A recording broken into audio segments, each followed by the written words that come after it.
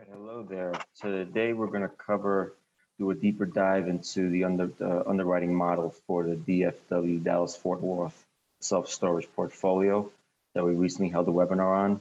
How you doing? My name is Jim Morales. I'm the CFO of Turbine Capital. You may have heard me talk briefly about this on the webinar. I'm going to do a little bit of a deeper dive. You have my email there if you have any further questions on the deal, or you can feel free to reach out to Tate. Let's hop right in. Quick little background on me, and I won't bore you with my bio. Just kind of give you a little bit about my background, what I'm doing here. This is about to be the third deal that I've underwritten for Turbine Capital, and on top of all the things I've done in my corporate career as well. So I want to walk through the financial analysis. Some of these slides will repeat from the overall webinar presentation. Then I'm going to do a deeper dive into the actual model itself. First thing I want to do is highlight just the overall revenue. This is projected to be a 5-year hold. Right now, we're assuming a 50% revenue growth over the 5 years, and that does not take into account any sort of market conditions. Basically, most of the portfolio that's being considered here is below market rents, and the current owner has deferred maintenance, which gives us a great opportunity to increase not only the aesthetics, but also the financial profile of this portfolio by getting the rents up to market rates.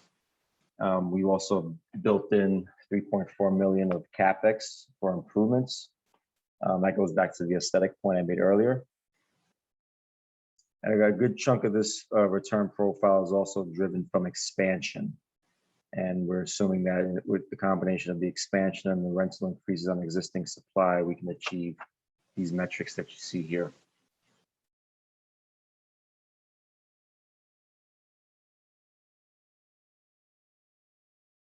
I'll show you this stuff briefly when we do a deep dive into the model, but something else that's very, very attractive here is the debt service coverage ratio. You should always be looking at this when evaluating any sort of deal.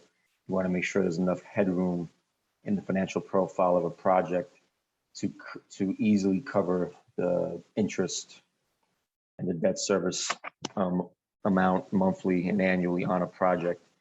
Ideally, you'll hit this around the general rule of thumb is you want to have at least 1.25 to 1.3 times DSCR.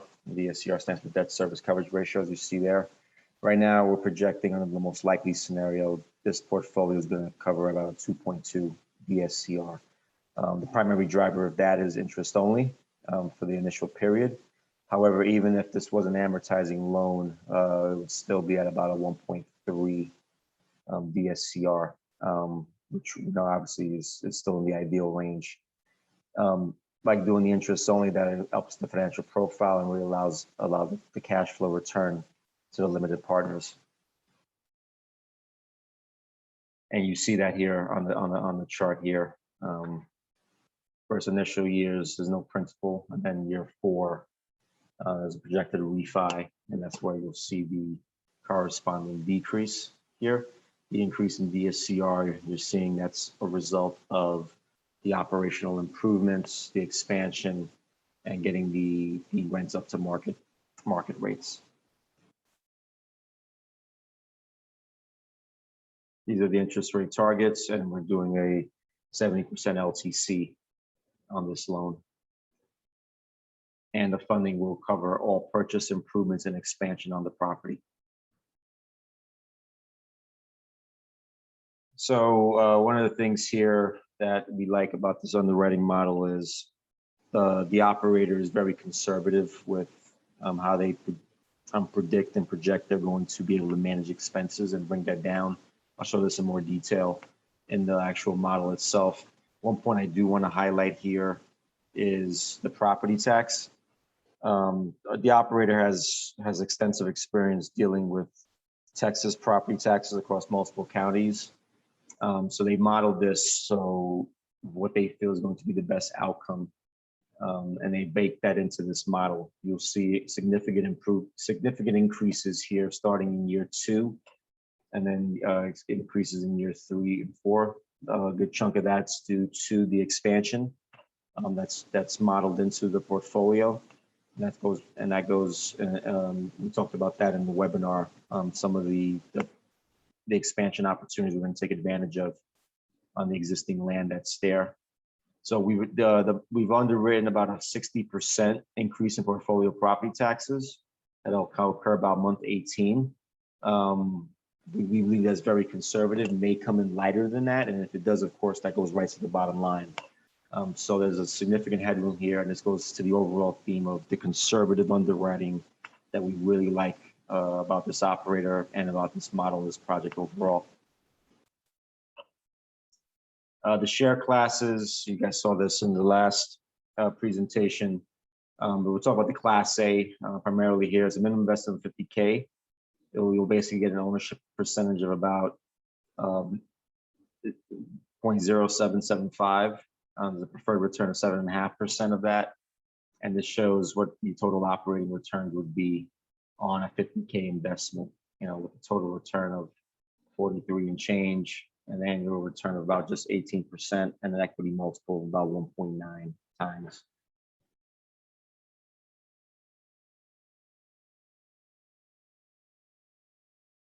This takes what I just said in the previous slide and just breaks it out to show kind of the cash flow projections by year. And again, this is the most likely scenario. Depending how things go, we're pretty confident we can outperform these projections. But given the conservatism and what we in the operator feel how this property is going to perform, this is what you would wind up with: 15% IRR. You'll see here.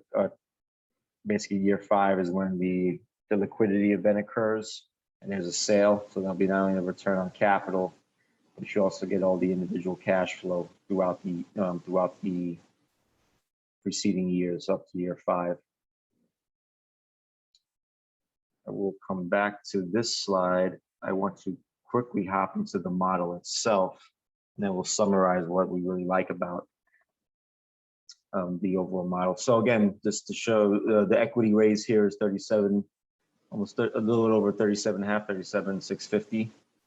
The most likely scenario we talked about, the equity multiple here is 1.9 times. We need total cash on cash returns of almost 90% with an IRR of 15%. Okay. When you're reviewing this model, and you can access this from the data room, this will be the dashboard summary tab, which rolls up everything. You're going to want to focus on this little section right here, which does do some scenario analysis, and this kind of summarizes it. But this will give you a breakdown of what we think that individual scenarios would work out as, right? So we always use the likely in the presentation, but we also model a worst case scenario if this model underperforms. And then if it outperforms, what do we think the performance would be? And you see all the individual metrics down here. What gives us great comfort is that even in a worst case scenario, this model still has a very attractive return profile. Almost 11% IRR, 12% cash on cash returns, an equity multiple of just 1.7 times here. And we talked about the Class A and Class B returns here, and you kind of see that modeled out here on the table. And all this is driven by the assumptions inside the model. I do want to highlight some of the kind of key assumptions here. You have the purchase price, of course. We talked about the loan to value on the debt structure of 70%, as there is an interest-only period of 36 months or 12 years. And we're forecasting that we'll be able to get this loan about 3.25%.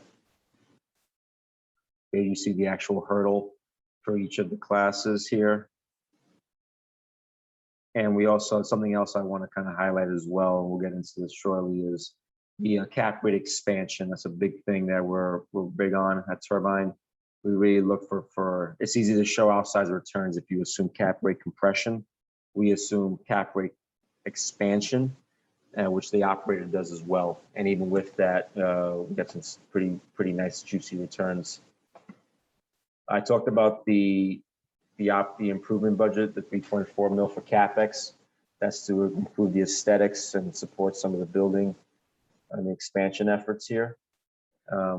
You see the net rentable square feet here of just under 700,000, and about another 160K of potential expansion built in here. One of the things I also mentioned, we really like how their assumptions on the operating, given their historical performance, they've dialed this in pretty accurately. So while you can change these and play with them to see if you have different assumptions here, these are relatively accurate and we trust their numbers a lot. We do stress them just to kind of see what the profile might look like if these were to increase dramatically from what's projected here. But we're pretty confident these numbers are what the property will perform at, and might even come in under that, which would obviously drive improvements to the bottom line performance. I also want to call out the maximum economic performance of the property. Right now, it's performing at about a 73% economic occupancy, and we're projecting with some of the improvements in operations, aesthetics, and marketing, we'll be able to get that up to about a 90% clip. I personally feel we'll be able to get a little bit higher than that, but getting back to the conservatism theme, going with 90% is pretty conservative here. If we're able to outperform that or get to that 90% even earlier than what's modeled, that's also bottom line returns that will be achieved there. And you can also read through some of the other assumptions here on the storage revenue growth. Again, I always look for things 2% or under. It's easy to make a model look great if you go higher than that. Maybe you can achieve that, but when you have great returns with only small annual increases, that says a lot about the model. We do believe that the revenue growth will start about month 18, so it'll take about 18-month period to kind of stabilize after acquisition. But then the market rates will start to adjust about month 3, and it'll take about 2 years to kind of fully bake in. Projecting about 305 monthly new leases, terminated leases monthly 196 for a net of 109 overall. Okay, sources and uses kind of walks through how the money, both on the debt and equity raise, are going to be kind of consumed here. Again, we talked about this CapEx improvement here. You see about $10 million for construction. So this kind of shows where the money is going to kind of flow. I won't dive into the unit mix here. You can kind of see, I just want to call out that when you see CC, that means climate controlled. Those are obviously premium units. A good chunk of the portfolio is not climate controlled, but for the ones that are, we should be able to significantly increase the market rates. Here you see by each property, kind of what the unit mix is, how many. You see what the current market rent is here. Or actually what the property is actually currently collecting in this section here will give you the overall kind of market rate based on research studies here. So you can kind of see some of the opportunity to get market rents increased up to what the market can sustain on a go-forward basis here. And I would encourage you to kind of read through this, make sure you're comfortable with each of these properties and how the overall portfolio has significant room for rent rate increases. However, we're still being conservative with our underwriting on it. On the monthly P&L, I just want to kind of highlight, and I'll go back to the beginning of the model here. So assuming an October 21 acquisition date, you're going to see that we get up to the target pretty quickly, in less than a year, but then it starts to kind of taper off, primarily due to the expansion that's kind of baked in. And then obviously once that expansion occurs, the economic occupancy will take a hit, of course, but then we get projected to recover in April of that year and stay pretty stable. I did also talk about the expense ratio, and you can see here, just highlight that. Starts off pretty high initially, but then it starts to tail down as the operator gets the economies of scale and implements their operational plan. And I believe we kind of cap out or get down to about just shy of 32%, which is about in line with what you would expect and what we've seen historically from this operator. I did talk about the debt service coverage ratio as well. I'm going to go back to the beginning. Starts out at about 1.9. As the operations improve, that gets a bit more juicy and we have a lot more headroom there. Again, we're still in the interest only period. Remember, there's no principal being paid down now. So lots of headroom there to kind of cover. And then right about in year 3 is where we'll refinance and of course start paying down principal. Of course, that'll take DSCR will take a hit, but we still have plenty of headroom here, almost 2x here. So I did want to kind of call that out. Looking at this on an annual basis here, and you can see the operating expense ratio here of just starts out about 34, jumps up to 35 year 2, but then it starts to tail down and winds up about just shy of 32 towards the end of the project. You can see the significant rental increase here in storage rents, which obviously also will drive the potential income. That's the economic vacancy and all the ancillary income, which we also project to significantly increase due to the operator's business plan. And you can see how just under the likely scenario, you see significant improvements from year 1 to year 5. Just to do a quick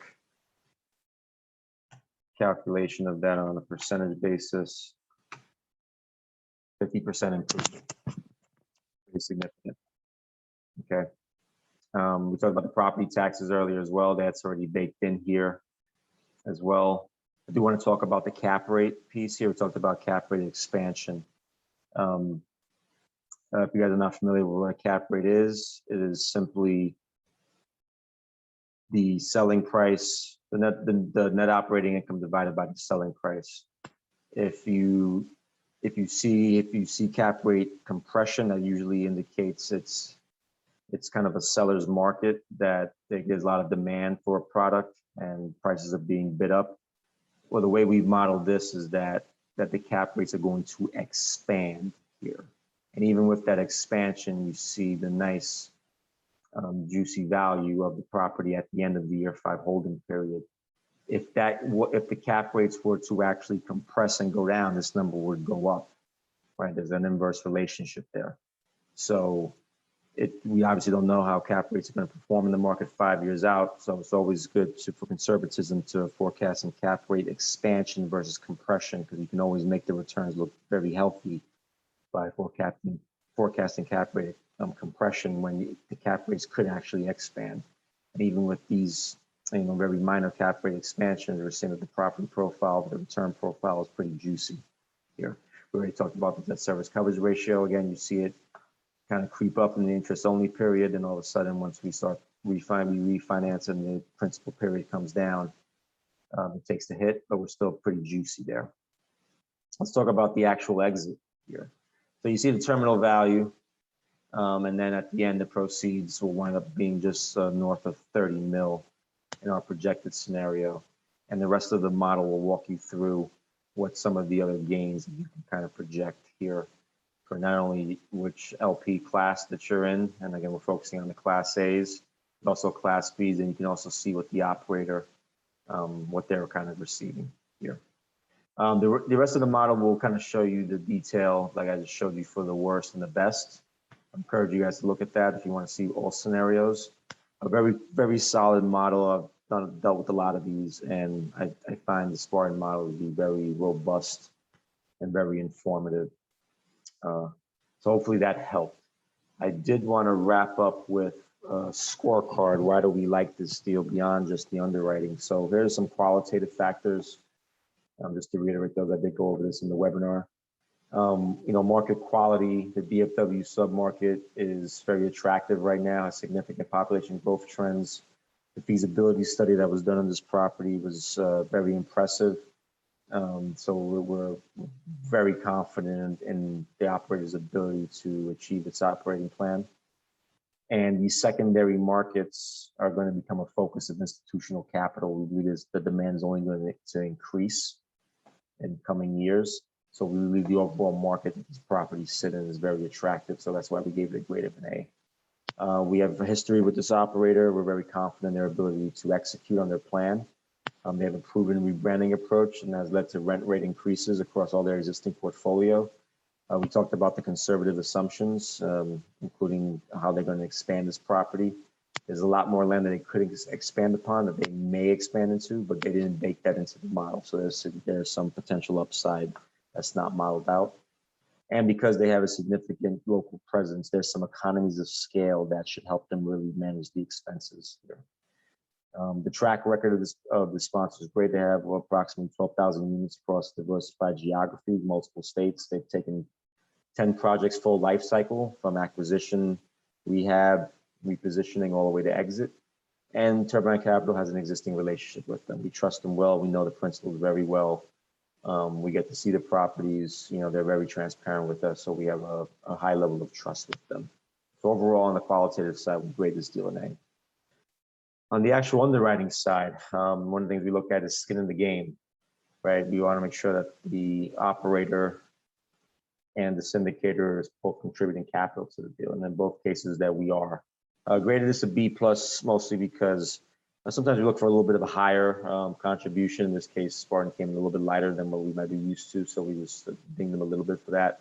But overall, they still have a significant amount of equity they're going to contribute, enough to have a vested interest.